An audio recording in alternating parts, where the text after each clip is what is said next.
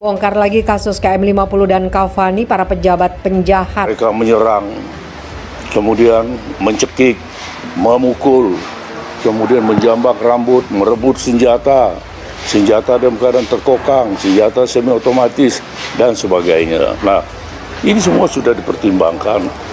Jadi salah kalau dikatakan hanya pertimbangan itu. Pertimbangan ini yang menonjol, yang menjadi perhatian publik. Jadi, awalnya sebelum peristiwa terjadi sudah menjadi perhatian publik. Pada saat peristiwa terjadi menjadi perhatian publik. Dan kemudian setelah peristiwa terjadi juga menjadi perhatian publik. Begitu masuk ke dalam sidang, hanya dalam satu yang disebut sebagai dakwaan itulah yang kemudian bergeser menjadi pasal 49 ayat 1 dan ayat 2. Ini menjadi anti klimaks lah. Kalau kita membaca kasus itu anti klimaks loh. Ini yang asas hukum yang victima enim domini in quam et melius solesterus officer, ya. Di situ yang artinya daripada petugas yang mati, petugas loh, bukan daripada anggota ya, yang mati, yang menjadi korban. Lebih baik penjahat yang menjadi korban. Jadi kalau yang kemudian itu boleh, itu tadi statement Bung Heri yang mengatakan bahwa lebih bagus mematikan, itu dalam bahasa perang ya. Dalam bahasa hukum tidak boleh. Law enforcement itu tidak boleh mematikan siapapun. Kami membela prinsip bahwa membunuh itu tidak boleh. Nah, pasal yang disangkakan ini kan ada pasal terkait dengan pembunuhan ya, pasal 338 KUHP dan pasal 351 ayat 3 terkait dengan penganiayaan yang mengakibatkan meninggal. Nah, kami berharap segera ada pengumuman, itu yang kami harapkan pertama. Kemudian yang kedua, segala macam perkembangan mohon untuk bisa disampaikan kepada publik secara transparan gitu ya, karena kasus ini mendapat perhatian dari publik gitu. Kok endingnya seperti ini? Lantas kematian itu, kematian dari beberapa orang ini apa istilahnya motifnya? Bukankah dia tidak bermaksud berbuat jahat gitu? Dan dikejar bukan karena melakukan kejahatan.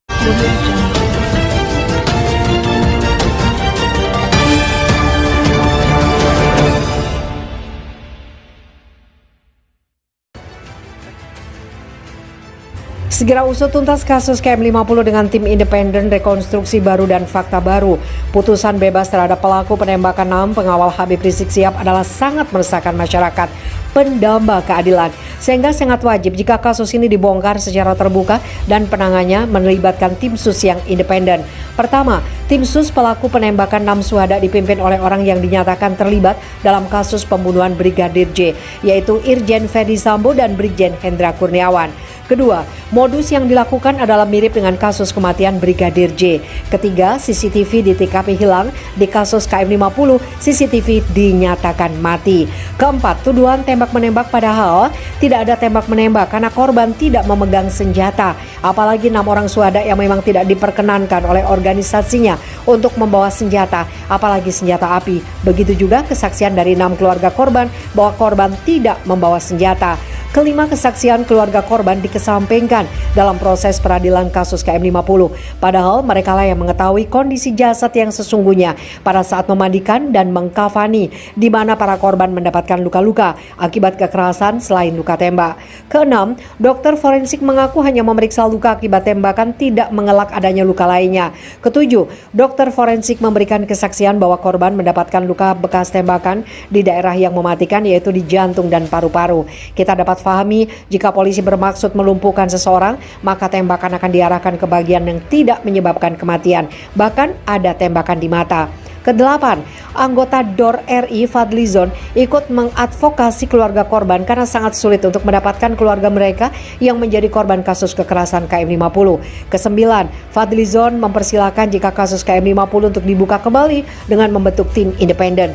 Kesepuluh, jika kasus ini tidak dibuka kembali padahal banyak sekali keganjilan, maka sangat jelas diduga adanya rekayasa menghalangi tegaknya keadilan. Akibatnya, masyarakat menilai tidak adanya kepastian hukum, tercederai rasa keadilan masyarakat dan ketidakkepercayaan masyarakat kepada aparat penegak hukum.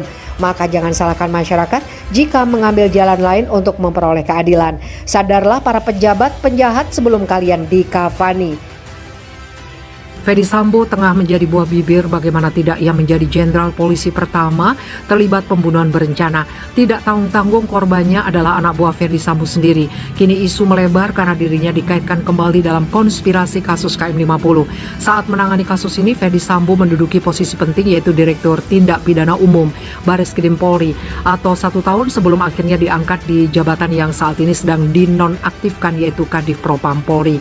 Ferdy Sambo menjabat sebagai Kadif Propam Polri pada 16 November 2020. Lantas apa hubungan Ferdy Sambo dengan penembakan di KM50 yang menewaskan 6 anggota Front Pembela Islam?